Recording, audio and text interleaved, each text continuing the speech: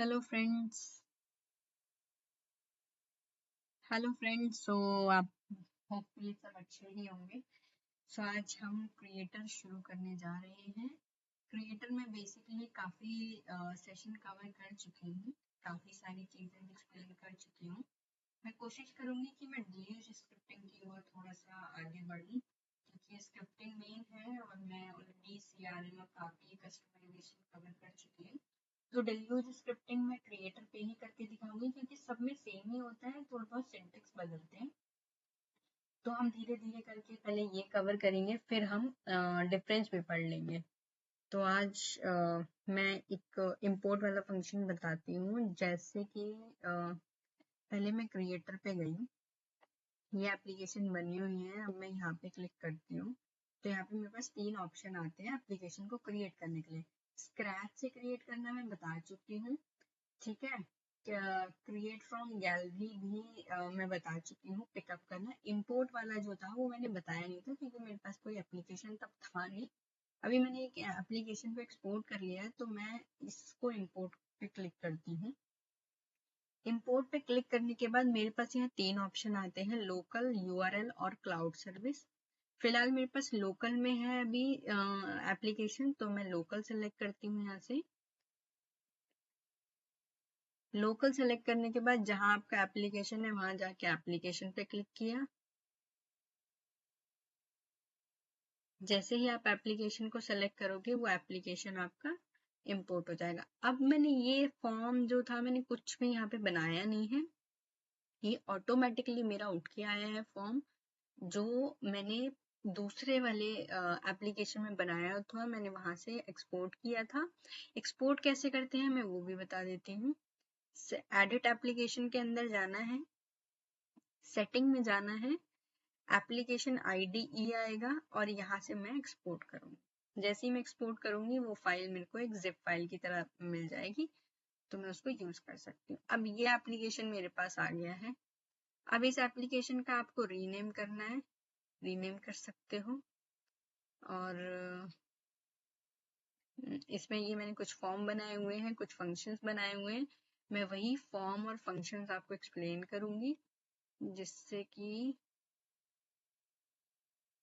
आपको थोड़ा सा ओवरव्यू हो जाएगा एप्लीकेशन का।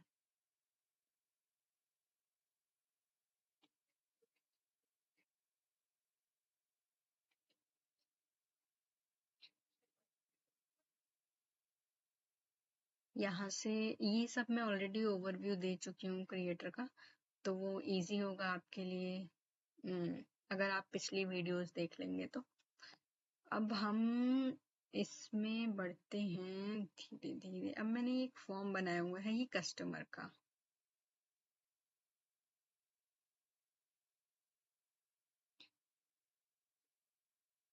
ठीक है, तो अभी इसमें जो मैंने काम किया, अभी ये हमने क्या किया है, इंपोर्ट इसमें सीख लिया कि एप्लीकेशन इंपोर्ट कैसे करते हैं। एप्लीकेशन को एक्सेस हम यहाँ से करते हैं, एक्सेस दिस एप्लीकेशन से। ये मैंने कुछ फॉर्म बनाए हुए हैं जो मेरे को यहाँ पे दिख रहे हैं इस तरीके से। अभी ब्लैंक है, इसमें कोई रिकॉर्ड नहीं है, इसीलिए ये खाली ही है। तो हम इसमें एक फंक्शन पे आज प्रैक्टिस करेंगे, तो मैं वो फंक्शन भी बताती हूँ। अब मैं सपोज इसको एडिट दिस एप्लीकेशन करती हूँ, यहाँ से मैं एप्लीकेशन के डेवलपमेंट मोड पे चली जाती हूँ। जैसे मैंने इस पे क्लिक किया है, मैं वर्कफ्लो पे आती हूँ। ये मेरे पास 3 ऑप्शन है, एक है डिजाइन का, वर्कफ्लो का, सेटिंग का। वर्कफ्लो में हम सारे वर्कफ्लो बनाते हैं। और अभी जो मैं पहला फंक्शन हम लोग बनाएंगे वो है जनरेट पीओ।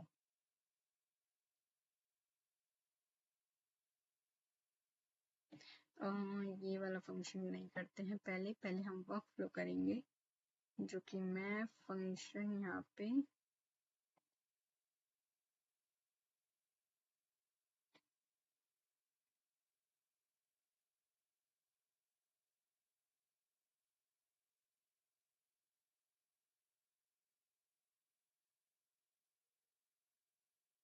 ठीक है। This one. सो हम यहाँ पे सबसे पहले जो हम क्रिएट कर रहे हैं वो हम आईडी क्रिएट कर रहे हैं। ऑटो नंबर से आईडी किस तरीके से क्रिएट होगी, ऑटो आईडी बेसिकली हम जनरेट करते हैं। तो ये मैंने कुछ फंक्शन बनाया हुआ है, मतलब एक वर्कफ्लो लिखा हुआ है। तो आप इसको किस तरीके से यूज करोगे, मैंने कैसे बनाया है वो मैं एक्सप्लेन करती हूँ इसमें। मैं इसको डुप्लीकेट कर लेती हूँ।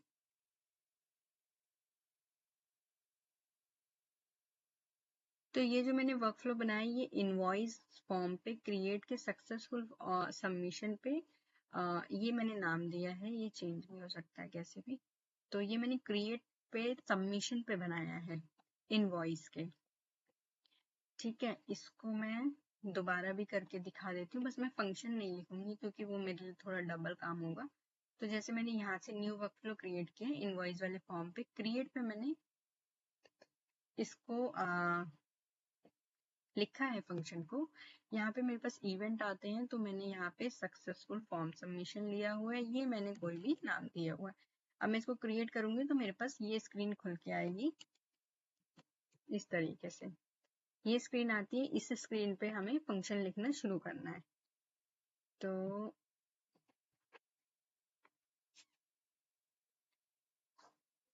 सो बेसिकली यहाँ पे मैंने काउंटर लिया है, पीओ नंबर से आईडी नॉट इक्वल्स टू 0 होनी चाहिए।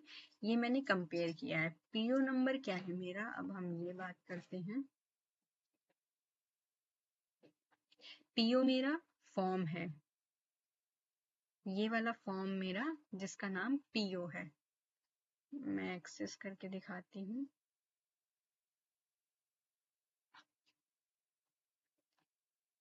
ये मेरा फॉर्म है पीओ, और इससे जो मैं काम करवा रही हूँ वो ये करवा रही हूँ। ये भी दिखाती हूँ। अभी तो हमने कुछ फिल नहीं। अब जैसे मैंने ये HR डाला तो ये मेरा इनवॉइस ऑटोमेटिकली जनरेट हो गया। अगर मैं DL डालूंगी तो वो मेरा ऑटोमेटिकली DL जनरेट हो गया। मैं जो भी डालूंगी ये आईडी मेरी ऑटोमेटिकली जनरेट होगी। अभी ये 1 से शुरू हो रही है, अगर मुझे इसको चेंज करना है या मुझे कोई और आईडी देनी है तो मैं उसको चेंज कर सकती हूँ।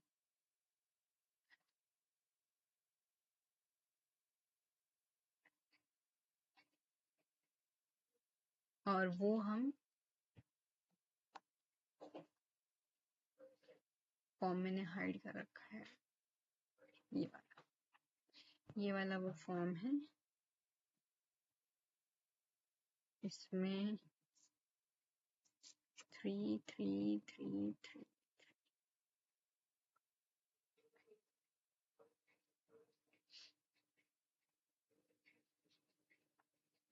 अब मैं दोबारा यहाँ पे सॉरी इनवॉइस,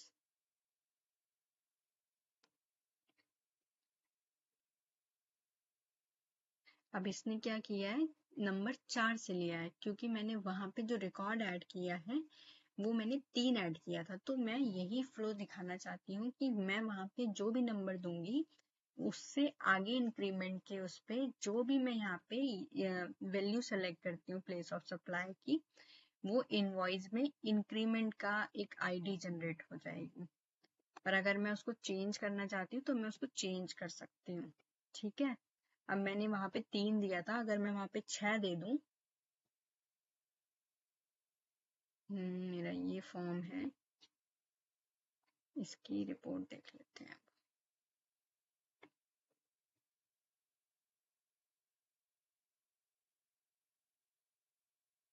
तो यहाँ पे रिपोर्ट आईडी भी जनरेट हुई है। अब मैं इसको अगर एडिट करूं तो मैंने DL को 6 कर दिया और मैंने इसे अपडेट कर दिया।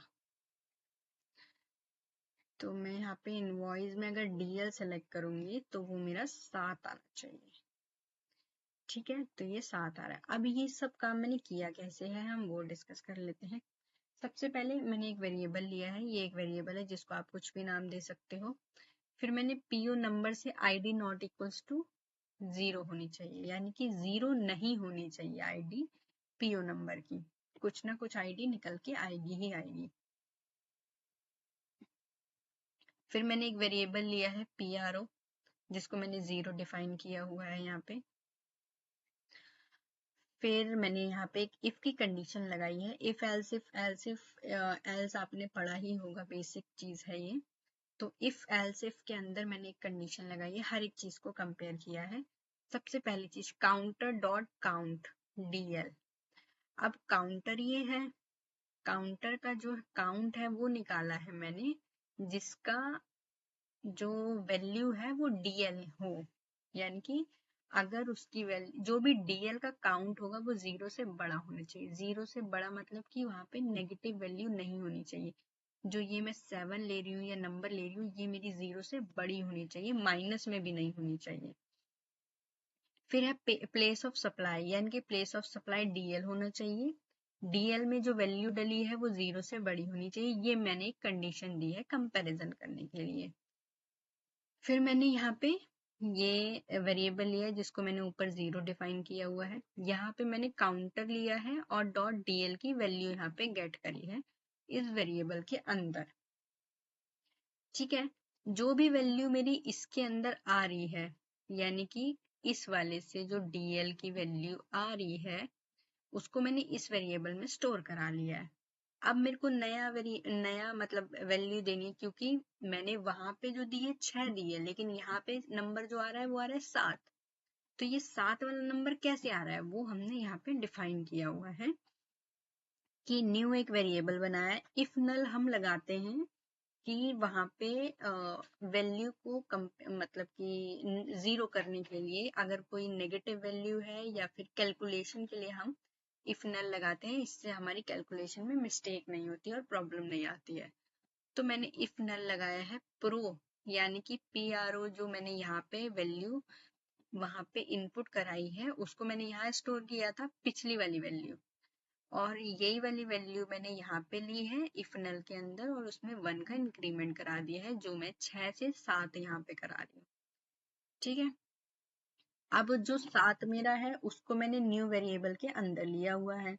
अब मैंने यहाँ पे क्या किया है, एक ID बनाई हुई है, यानी कि DL007 करके।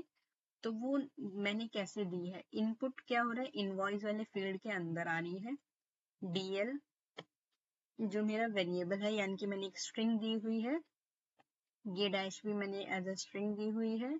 उसके बाद न्यू डॉट, यानी कि ये है न्यू डॉट स्ट्रिंग। स्ट्रिंग क्या, 4 0 के साथ मेरा ये वाली वैल्यू वहां पे। अच्छा, ये मैंने जो टू स्ट्रिंग में कन्वर्ट किया है, न्यू को जो मैंने टू स्ट्रिंग में कन्वर्ट किया है वो मैंने इसलिए किया है क्योंकि जो अगर आप यहाँ पे देखोगे,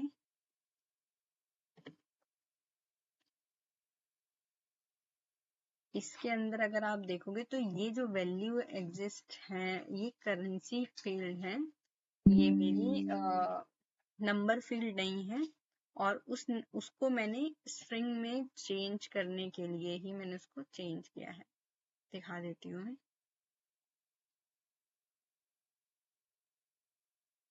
ये सब मेरी नंबर फील्ड है।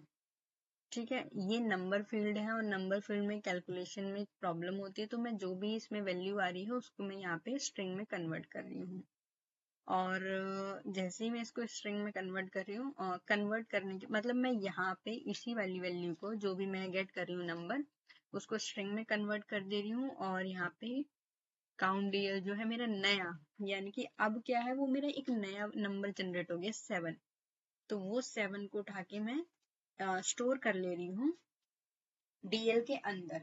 DL कौन सा हुआ मेरा, जो मैंने फॉर्म बनाया हुआ है पीछे, जो जहां से मैंने 6 किया था तो 7 आ रहा है, वो वहीं पे ही मैं अपडेट कर दे रही हूँ काउंट को। जैसे ही मैं उसको अपडेट करूंगी तो वो नेक्स्ट वाले में क्या होगा, 8 हो जाएगा। तो वही मैं न्यू को यहाँ पे दोबारा ले रही हूँ क्योंकि वो प्रो में चला जाएगा। ये दोबारा जो मैंने है ये DL काउंट में अपडेट कर दिया। अब जो मैंने ये अपडेट किया है तो वो अगली बार से PRO में आएगा, प्रो में। जब वो प्रो में आएगा तो प्रो से फिर वो न्यू में एक और इंक्रीमेंट करेगा, तो वो साइकिल ऐसे ही घूमती रहेगी, हर बार न्यू जो वैल्यू होगा। सेम मैंने एल्सिफ के लिए किया है क्योंकि मेरे पास यहाँ पे ऑप्शन थोड़े ज्यादा हैं, इसीलिए मैंने इनके ऑप्शन बढ़ा दिए। बाकी सिनेरियो सेम ही है सबके लिए।